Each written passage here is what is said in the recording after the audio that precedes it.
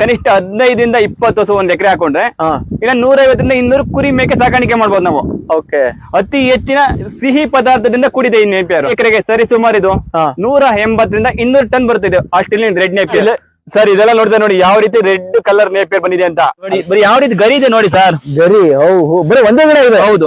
ಈಗ ಕುರಿ ಮೇಕೆಗೆ ಇನ್ನೇನು ಅಮ್ಮಮ್ಮ ಒಂದು 10-15 ದಿನಕ್ಕೆಲ್ಲ ಕಟಿಂಗ್ ಮಾಡ್ಕೊಡ್ಬೋದು. ನೋಡ್ತಾ ಇದ್ರಲ್ಲ ನೀವು ಇದು. ಓಕೆ. ಇದು ಆಸ್ಟ್ರೇಲಿಯಾ ರೆಡ್ ನೇಪಿಯರ್ ಅಂತ.